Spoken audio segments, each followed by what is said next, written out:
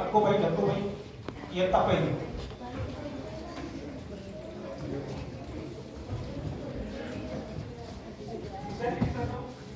विद्यार्थी मित्रांनो, हा कागदी पंखा कशामुळे फिरला? हवेमुळे फिरला. आपल्याला हवा दिसते का? दिसत नाही, पण आपल्या आजूबाजूला हवा असते. हवा आपल्या आजूबाजूला असते. पण आपल्या आजूबाजूला अजून काय काय असते? आपल्या आजूबाजूला झाड असते.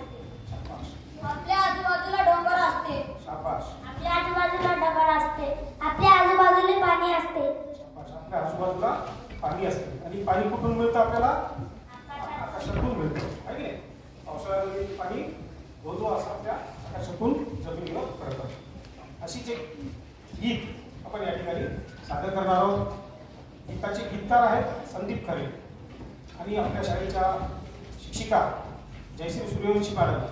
हे गीत या ठिकाणी तुमच्याकडून करून घेतील. साभिनय कृतीयुक्त गीत असं आपण त्या ठिकाणी सादर करायचं आहे. तर अक्कोबाई ढक्कोबाईसाठी मी पाचारण करीत आहे जयश्री मॅडम.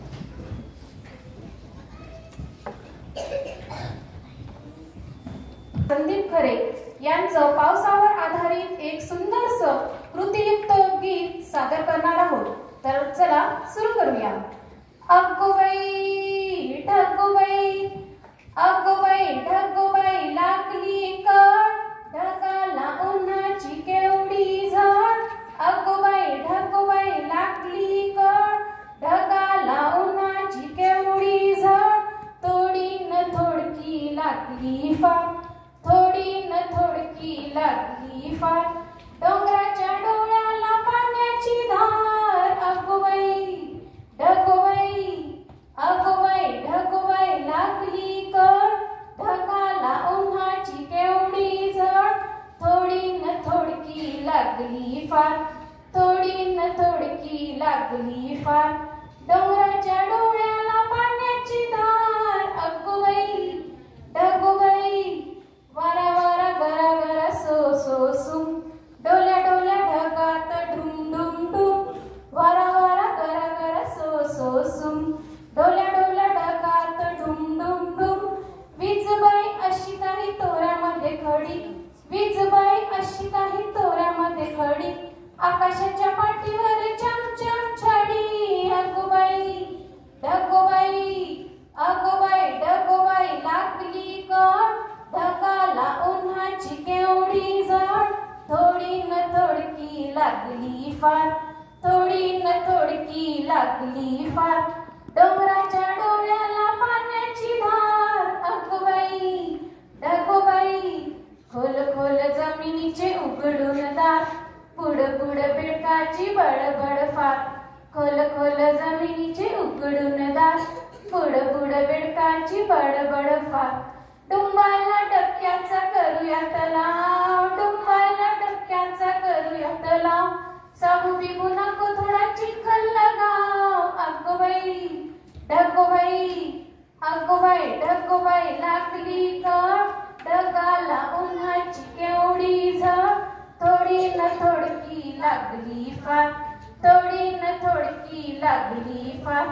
डोंगराच्या डोळ्याला पाण्याची धार. अगोबाई ढगोबाई.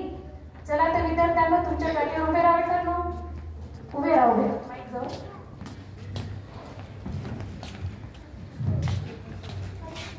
अतिशय सुंदर असं गीत तुम्ही सादर केलं या ठिकाणी.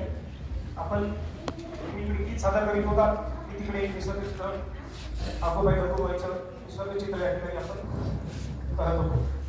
या चित्रामध्ये आपण काही गोष्टी गायलेल्या आहेत ते तुम्ही या घटकातून शिकले आहेत. तुम्ही याच्यातून काय तुम्हाला पाहायला मिळालं? आपल्याला वीज पाहायला मिळेल. आपल्याला या गीतातून तलाव पाहायला मिळाला. आपल्याला या गीतातून सूर्य पाहायला मिळाला. आपल्याला या गीतातून ढग पाहायला मिळालं. ऋषी, तुला काय पाहायला मिळालं ते या ठिकाणी चित्र पूर्ण करते. ऋषीला वीज दिसली आणि ऋषी वीज हे काढत आहे.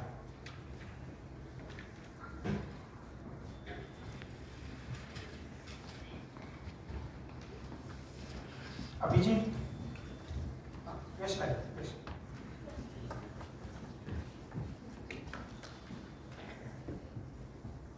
यशला ढग दिसते. छान छान. जय गणेश.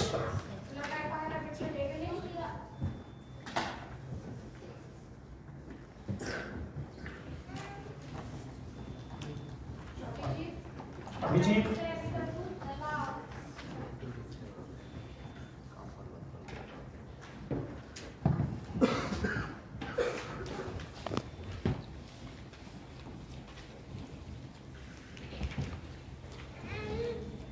या तलावामध्ये आपल्याला एक बेडूक पण दिसतात. बेडूक मी पूर्ण करतो.